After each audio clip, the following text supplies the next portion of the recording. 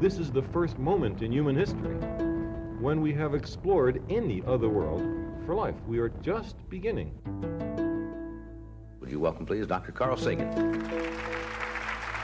He's almost surely the best-known scientist on the planet. Cosmos is a Greek word for the order of the universe. He takes the genuine intellectual experience and lifts it up and says, isn't this great? Don't you feel wonderful? How can you live without this?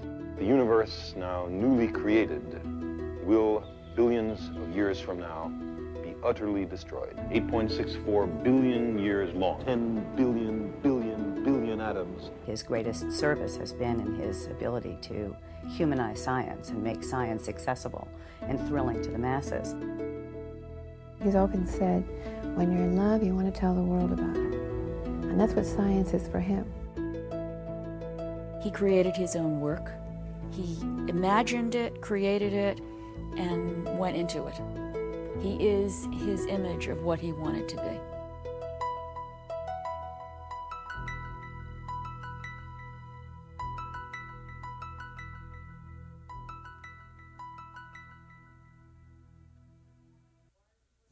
Parker? Okay, quiet and clear. And action. We think that this may be a beacon, a sort of an announcement to kind of get our attention. You're sending this message all over the world. In 1996, Jodie Foster and director Robert Zemeckis started shooting Contact, a film based on the novel by Carl Sagan. Hollywood was just the latest way for Sagan to spread his gospel of science. He's done more to popularize science than anyone on the planet. He's been called a visionary, an activist, and occasionally a grandstander. But to hundreds of millions of television viewers worldwide, he's the man who gave them the cosmos. The journey for each of us begins here. We're going to explore the cosmos in a ship of the imagination. Come with me.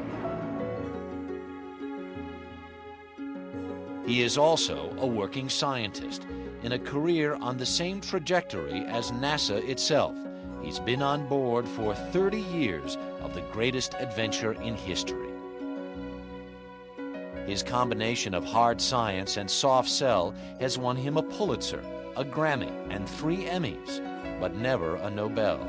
He's risked his reputation as a scientist too often, driven by the same controversial question since he was a tiny boy. Are we alone in the universe?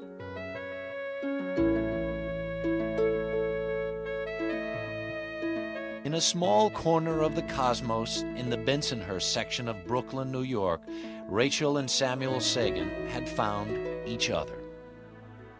They had a magical relationship. My father and mother had an unusually close and loving relationship. Sam Sagan was a cutter in a garment factory, a Jewish immigrant from Russia, working hard to get ahead in the Depression. Rachel was the intellectual, Sam was the businessman. He was very good at what he did, managed to do well during the Depression. On November 9th, 1934, Sam and Rachel welcomed a son into their little world. They named him Carl Edward Sagan. Sam, and especially Rachel, were intent on making the best possible life for their child. She thought the sun rose and set on her son. She watched over him. She was very concerned that he fulfill his potential. She was a natural student, and she passed this on to Carl. When Carl was 4, his parents took him 1,000,000 miles from the Depression and from Brooklyn to the 1939 World's Fair.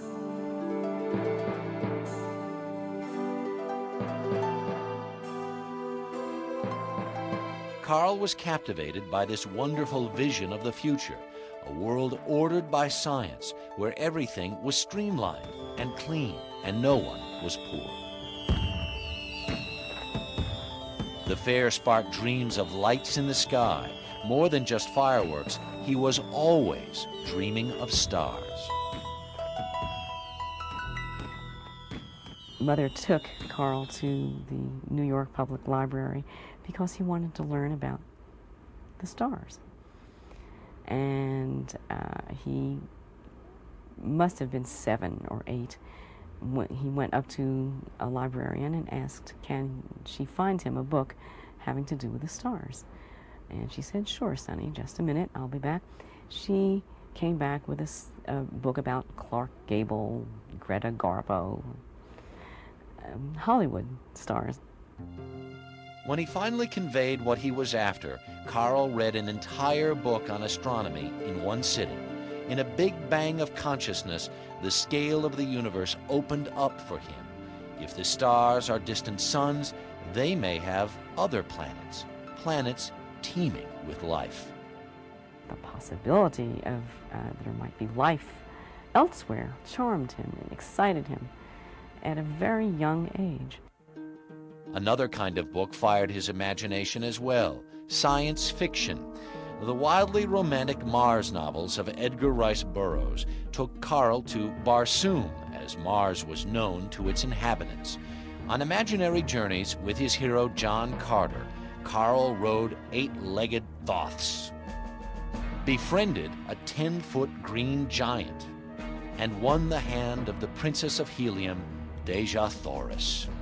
John Carter got to Barsoom by standing in an open field, spreading his hands and wishing hard at Mars. I can remember spending many an hour in my boyhood, arms resolutely outstretched in an open field in twilight, imploring what I believed to be Mars to transport me there. It never worked. There had to be some better way. Maybe rockets.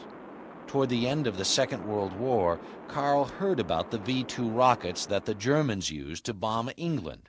That gave him some ideas. There was no name for what he wanted to be. He was interested in astronomy. He thought that there were probably little men on Mars. And he thought, even at age 11, that by the time the space age came about, he'd be too old to be an astronaut. But he wanted to study that phenomenon. He wanted to be the kind of astronomer who studied people and made connections with the people out there and the intelligence out there. When Carl was 13, Sam Sagan moved his family to a better life in the suburb of Rahway, New Jersey. At Rahway High School, Carl was an overachiever, voted both class brains and most likely to succeed. As Carl's high school yearbook read, astronomy research is Carl's main aim. An excellent student, he should achieve fame. But when Carl accepted a scholarship from the University of Chicago, he left rockets behind. Chicago had no engineering department. From then on, Carl left the nuts and bolts to others, concentrating on his real talent for thinking big and reaching for the stars. He was also able to get others to think big. As captain, he led his intramural basketball team to university-wide victory. Carl's major attribute as a basketball player is he was a terrific rebounder, a very aggressive and energetic rebounder. He was known for the sharpness of his elbows under the backboard. Carl was as aggressive in advancing his career as a scientist. He talked his way into a summer job in the lab of Nobel laureate H.J. Muller. Muller was working on the origin of life on this planet and possibly others. Sagan was hoping to work with Muller on the big question, but Muller had the eager young Sagan tend his fruit flies. I think he began to develop good appreciation that there's a lot of science that's hard work. On top of the great intuitive leaps, there's a lot of slogging through the data and doing all of those things. Carl stayed at the University of Chicago to study for his doctorate in astronomy and astrophysics under another mentor, Dr. Gerard Kuiper. Kuiper was a maverick astronomer who studied planets and the possibility of life on other worlds. Speculating on extraterrestrial life was something that most mainstream astronomers prudently avoided. Martians were not science. But in 1957, something was discovered in outer space that changed everything. It was Sputnik, the first man-made satellite sent up by the Russians. Just as the space race was getting off the ground, Carl made his own giant step. He proposed to a young geneticist named Lynn Alexander. Carl and Lynn were married on June 16, 1957. They had 2 sons, Dorian and Jeremy. In those few years, Carl had also started his career. His dissertation, predicting a severe greenhouse effect on Venus, made waves in planetary circles. Most PhD theses are unfortunately not too important and really aren't major breakthroughs. Very rare for one to be that. Carl's thesis was that. His timing was perfect. The newly minted PhD was invited to join the first interplanetary expedition of the newly formed NASA. When Mariner 2 was launched to Venus in 1962, the 27-year-old astronomer appeared on network television as an expert on the planet. There have been suggestions that it's a large swamp filled with all sorts of prehistoric animals. That, of course, would not be if it were at 600 degrees Fahrenheit. I would say that the best guess, and I should emphasize that it really is a guess, is that it's a large desert with no liquid water, certainly no plants, and in all probability no life of any sort. Mariner 2 was a successful mission and a triumph for Carl. His reputation soared when the data supported his greenhouse theory, and with it, his hopes for the future. His lifelong dream of the adventure into space had finally begun, and Carl Sagan would have front row seats.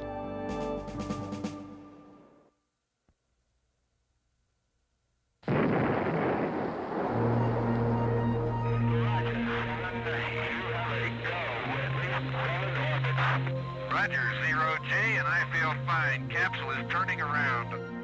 Carl Sagan's career took off with America's adventure into space. Formed in the heat of the Cold War, NASA's primary mission was to beat the Soviets to the moon.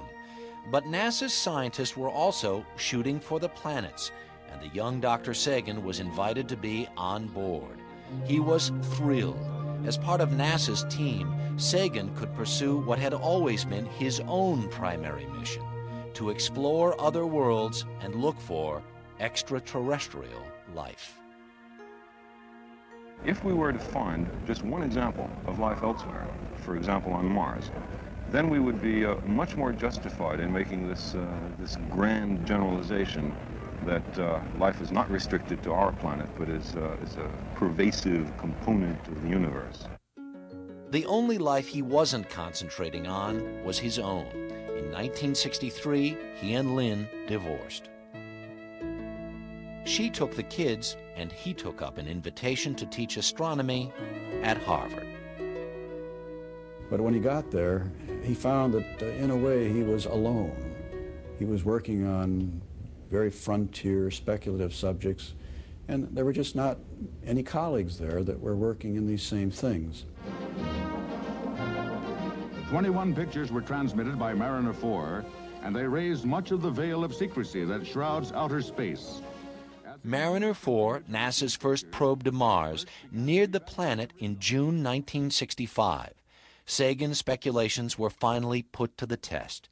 No one more than Sagan hoped to find caused by crashing asteroids and space debris. They conclude from this that there has been no water erosion on the planet. And with no water, there is, of course, no support for even plant life. So the discovery that Mars was not like the Earth was a big shock. Carl had already become involved in the idea of life on Mars. While Sagan did not give up on Mars, he opened up his search for other life. He listened for radio signals from other civilizations and even got caught up in speculations on UFOs. In a collaboration with the Russian astrophysicist I.S. Shklovsky called Intelligent Life in the Universe, Sagan tried to be very scientific about whether extraterrestrials had ever visited the Earth. I think it's much more reasonable if you want to speculate on the possibility of extraterrestrial intelligence, that there are very rare visits from extraterrestrials to the Earth. There's no evidence for this. I just say that's not implausible. But to have several visits a day, I think, is straining credulity. Though Sagan considered the UFO craze a chance to get public attention for the real stuff of astronomy, sensationalizing science was not Harvard sort of behavior. He was quite successful as a professor, but he also showed the differences, the greater interest in public communication, in popularization, and ironically, in the Harvard environment, it may be that this interest in popularizing science was detrimental to his career. In 1968, Sagan was passed over for tenure at Harvard. It was a blow for the ambitious young scientist, but his flamboyant style and unusual ideas did not mix with the otherwise conservative department. At the same time, at Cornell, we had a tradition of working on far-out, speculative, frontier things, and indeed exactly the things he was interested in. Cornell University snapped Sagan up. But he did not want to leave Harvard without an artist he'd been dating, Linda Salzman. He and Linda were married on April 6, 1968. That fall, Sagan joined the Cornell faculty and became director of its new Laboratory for Planetary Sciences. Liftoff. We have a liftoff. 32 minutes past the hour. Liftoff on Apollo 11. In 1969, NASA began its most fantastic voyage to date, landing a man on the moon. Sagan was part of the briefing team for the Apollo 11 astronauts. It's one small step for man, one giant leap for mankind.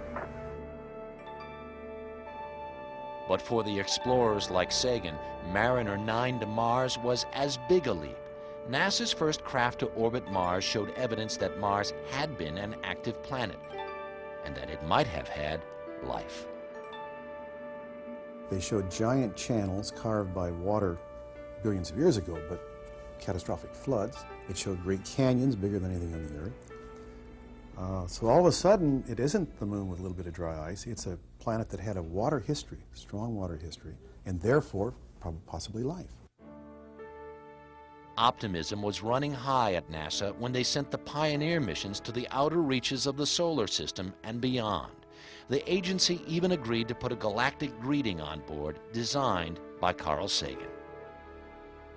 We thought it would be appropriate to have a message on the spacecraft which would indicate who sent it and where we're from and when we launched it. Surprisingly, there were a lot of objections. There was controversy in the press as to whether it was right to use the taxpayers' money to send pictures of naked people, or as some called it, smut, to space. The controversy put Sagan in the spotlight, and he used it to campaign for another mission to search for life on the still promising Mars. We do not know whether there's life on Mars. We cannot exclude it, and we cannot guarantee it, and the only way to find out is to look. It's even possible that there are large organisms that walk around the planet and are of some level of intelligence. There's nothing we know to exclude that. NASA finally decided on a mission that was beyond the wildest dreams of most Americans, a mission to land on Mars. Green for touchdown. ACS is green, 1.5 degrees per second max, 0.2 Gs. 8%. Touchdown, we have touchdown.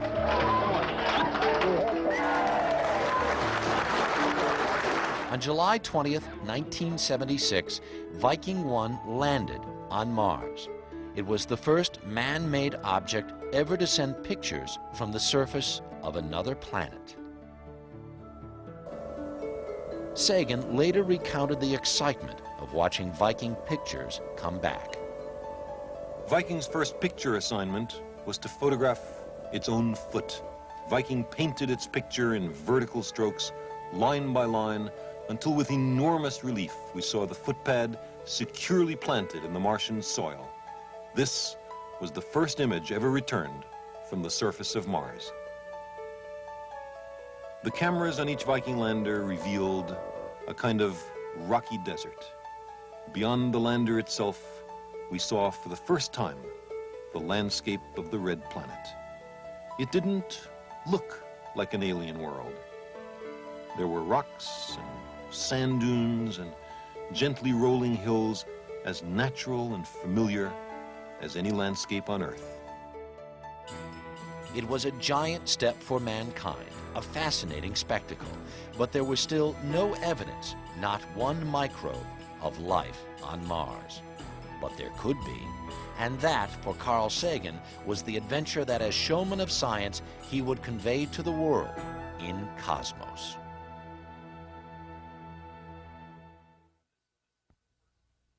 Well, this is the first photograph close-up of Mars ever obtained in human history. We're looking right close up. The Mars Viking landers did not find life on the red planet, but the media had found a new star, Carl Sagan. You see that letter? It looks like an English B. I suppose it's some Martian guy carving his initials on a rock. Is he likely to write in English? By 1977, Sagan was a hit on The Tonight Show, had a book on the bestseller list, and was featured on the cover of Newsweek. His next project had a longer shelf life, about 1 billion years. Sagan created a record of the sights and sounds of the Earth that would travel on the spacecraft Voyager out into interstellar space. Sagan worked closely with the creative director of the project, Anne Dreen. For months, they toiled to capture the whole world on a single disc. They found they shared the same ideas and the same dreams for the project. Annie confided to me with a certain degree of trepidation and potential horror that she was afraid she might be falling for the great man. Carl Sagan felt the same way. On June 1st, 1977, they declared to each other that they were in love. When he realized it, it had the revelatory power of a kind of a scientific truth, discovering something that was a truth, a kind of eureka. Sort of despite any consequences and how difficult all the circumstances were, really nothing could keep them apart. The terrible problem was that Carl was married, and he had a young son, Nick. But for the transcendent relationship he had always been after, Carl left them for Annie. As they put together the sounds of a planet for posterity, the star-crossed lovers poured their hearts and souls into each other and into the project, literally. T-minus 10, 9, 8. Anne recorded her own heartbeat for the Voyager record. We have ignition and we have liftoff. It went up along with greetings in 60 languages. Shalom. Bonjour tout le monde. Hello from the children of planet Earth. The music of many cultures, and a kiss. There's a kind of message in a bottle thrown into the cosmic ocean, an expression of our hopes for the future, that there will be a human community at some distant time, which will be glad we sent this message to the cosmos. Sagan's next project was a message to Earthlings. He and Anne planned a 13-part public television series on the history of astronomy and the adventure of exploring space. Carl Sagan would be the host of Cosmos.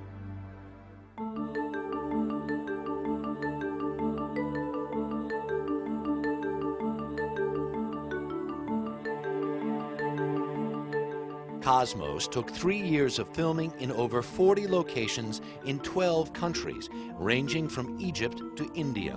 It was exhausting and exhilarating. There was a lot of writing that went on just as, moments before going before the cameras. There was a lot of last-minute good ideas. And there was a general tension and healthy kinds of disagreements that happen on these projects. But the pressures on Carl were tremendous. He was spreading himself too thin. He was trying to do two careers at once, to maintain his role as a scientist and participate in Voyager. At the same time, he was producing a major television show. Then Sagan received the most upsetting news of all. His father, Sam, was diagnosed with terminal lung cancer. Sam and Rachel Sagan moved in with Carl and Anne for their last months together. It was very, very hard to watch Sam deteriorate during the making of Cosmos. We were constantly torn between these 18, 20-hour days and giving his parents, and particularly his father, the kind of love and support that we really wanted to give them. Sam Sagan did not live to see the completion of Cosmos.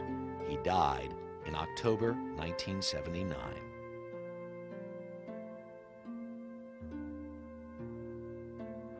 The journey for each of us begins here. We're going to explore the cosmos in a ship of the imagination. It will carry us to worlds of dreams and worlds of facts. Come with me.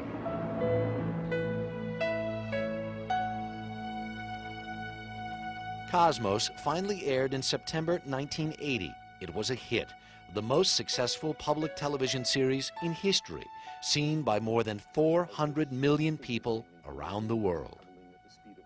Cosmos is a Greek word for the order of the universe. In a way, it's the opposite of chaos.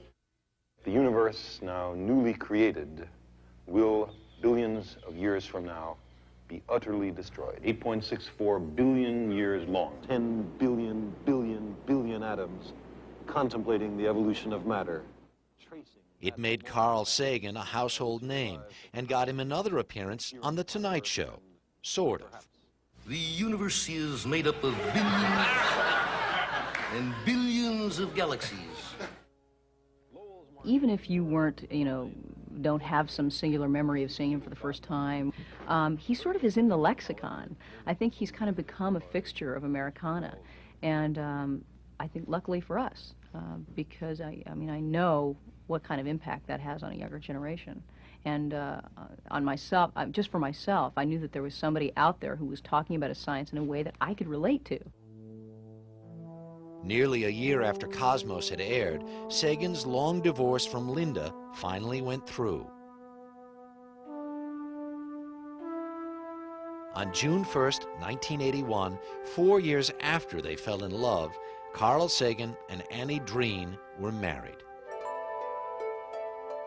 Carl was flying. I mean, he had been married twice before. It's not as though it was his first wedding, which it was for Annie. She was having her storybook wedding, but it was very much as though it was his first wedding. He was a giggling groom. It was one of the most romantic weddings I've ever seen. As Carl Sagan and the love of his life, Annie Dreen, were pronounced man and wife, the record of their love story hurtled through the stars. The Voyager spacecraft sent back astonishing pictures of Jupiter and its moons, of Saturn and its rings, as it prepared to leave the solar system. But at this moment, Carl Sagan was focusing all his energies, all his attention, all his sense of wonder on one planet, this one.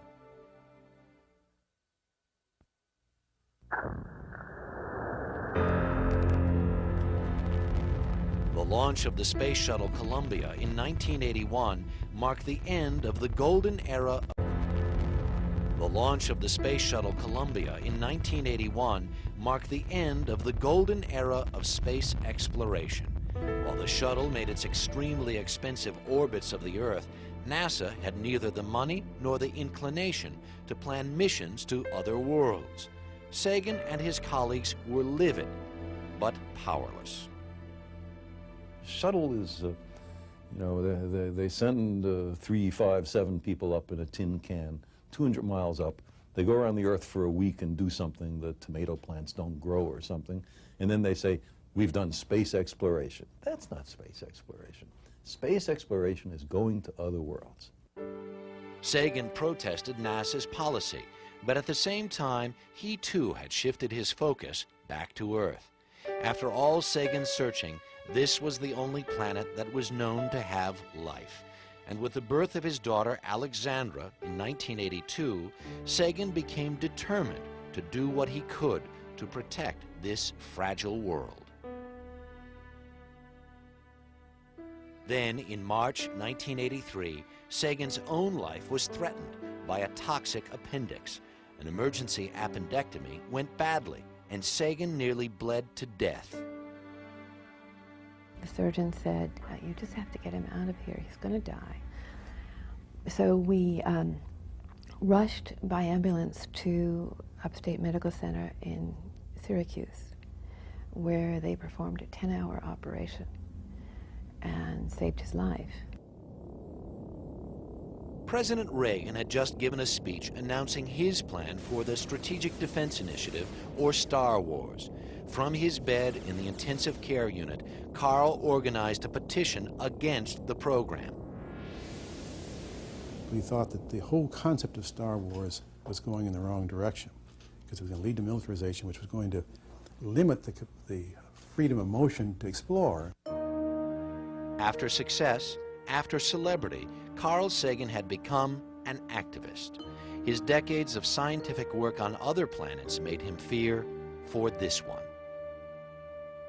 It is therefore possible that a full nuclear exchange would be not just an event which wipes out a few 100 million people in the Northern Hemisphere, but does significantly more serious damage. In 1983, Sagan co-authored a controversial paper suggesting even a limited nuclear war could bring about a devastating nuclear winter. It would freeze the surface of the planet like the dust storms he had observed on Mars. An extraterrestrial visitor looking at what we've done would conclude that we have embarked on a mad course designed not to help, but to end the modern technical civilization on our planet.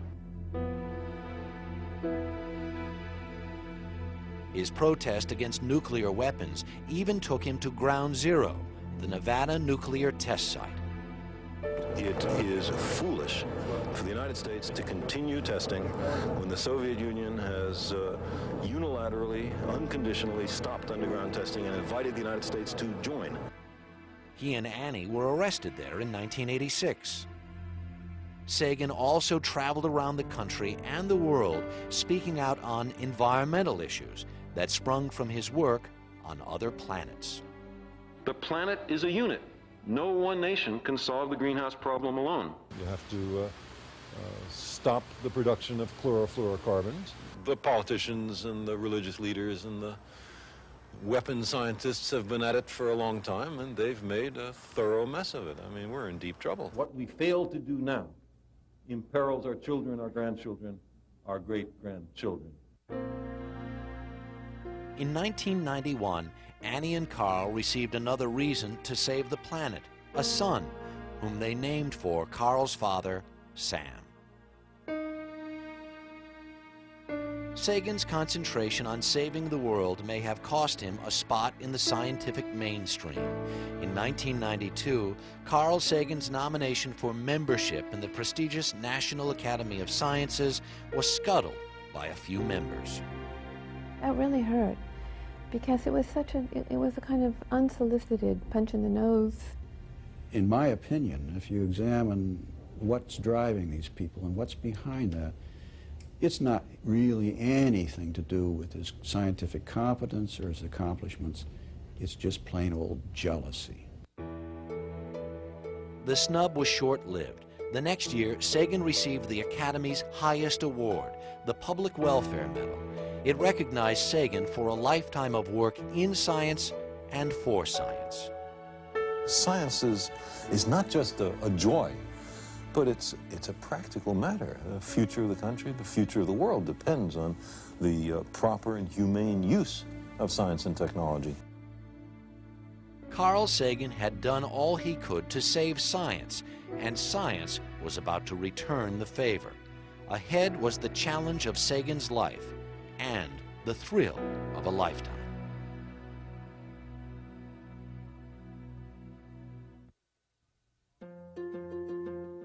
In 1992, Congress authorized an official search for extraterrestrial intelligence. In 1993, federal funding for the SETI project was canceled. But the idea that Carl Sagan had spent his life pursuing, that we might not be alone, was finally respectable science. And it was a search he could do from home. Home was where his heart was. After a long career packed with accomplishments, Carl Sagan was happy just spending time with his teenage daughter Sasha and young son Sam. And with his beloved Annie. But one day, Annie noticed a nasty lingering bruise on Carl's arm. She sent him to the doctor.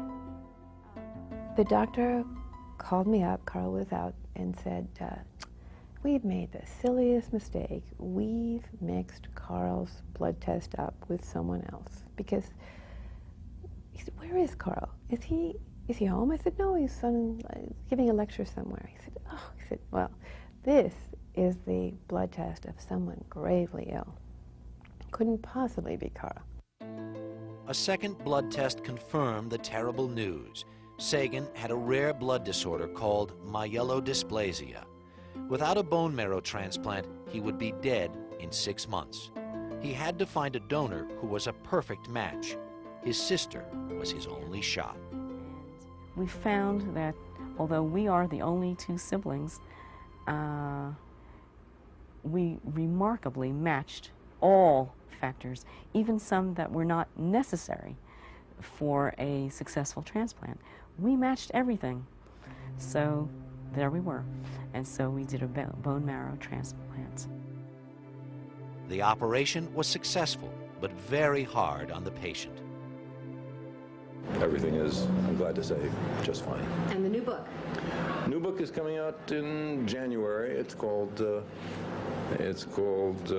is it called? The Demon-Haunted World, Science as a Candle in the Dark. And it's about science and pseudoscience, the importance of scientific thinking.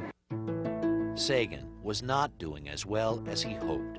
Blood work showed he needed a second transplant in July 1996.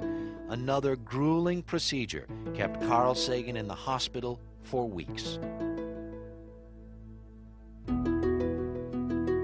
But on his first day out of the hospital, Sagan received news that seemed to vindicate his decades of hard work and speculation: life on Mars.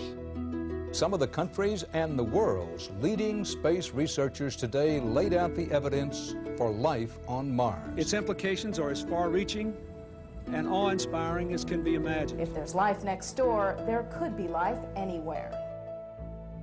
An asteroid found in Antarctica showed fossil traces possibly left by Martian microbes. Though Sagan maintained his healthy skepticism, the news itself was like a transfusion. He was still weak, but not too weak to add his voice to the chorus of wonder. This was Sagan's take on today's extraordinary claim when we reached him by telephone. If it turns out that these microbes are indeed of biological origin, the implications are profound. They suggest that life can arise not just on one lonely planet, but on countless planets. It deprovincializes us. It gives us a profound sense of our place in the universe, and that we are not alone. And I was sitting with our kids, our 5-year-old and our 13-year-old, and tears came to my eyes. And I said, this is what your father does one day out of the hospital, soaring on Mars, thinking about the possibilities of what future generations might find. Sagan's prognosis from the second transplant was excellent, though his recovery was slow. But while he recovered, the romantic possibilities of his ongoing search for extraterrestrials started to come to life, at least on screen. Parker? Okay, quiet and clear. And action. So I will come to the point. You're sending this message all over the world. Doctor, may well be a breach of national security. The first contact with extraterrestrial intelligence he'd imagined in his novel Contact started shooting as a movie in September 1996, directed by Robert Zemeckis. Yeah, no, well, it's good, you know. Jodie Foster was cast as the passionate young radio astronomer Dr. Ellie Arroway, who receives the first communication. In some ways, I think Ellie probably is an extension of Carl and who he is. She is in some ways a prodigy, and that means she has to be alone. If you're prodigious, it means you stand on this side of our generation, and you say, no, 2 + 2 = 5. And you have to, wade through the fact that everybody's going to laugh at you, that nobody's going to have any respect for you, and that you have to believe consistently and independently that what you're going for is more important. Sagan's whole life has been spent in the pursuit of truth, between lofty speculation and cold, hard logic. Few scientists have made such extraordinary claims. Fewer still have been able to back them up with such extraordinary evidence. His has been a career filled with the wonder of what is really true. A student said to him, you've debunked all the things that we can believe in to make ourselves feel worthwhile. What's left? What's left? And without a moment's pause, Carl said, do something worthwhile. And then you can feel worthwhile.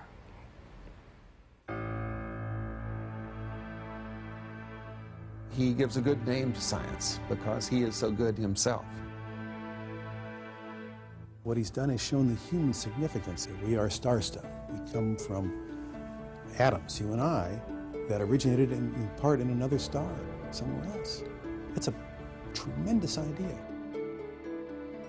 Here's a guy who everybody knows, whether you're walking in New Delhi or in Tokyo or in New York or anywhere, and they're all saying, you're my teacher. You taught me something about the universe.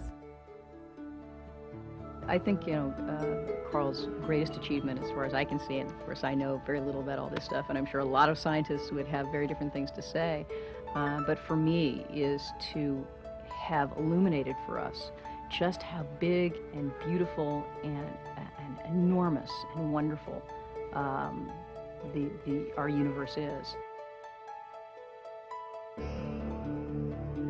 I would like to see American capabilities and talents and technology involved with other nations in a grand, long-term exploratory effort that culminates in making the human species a multi-planet species.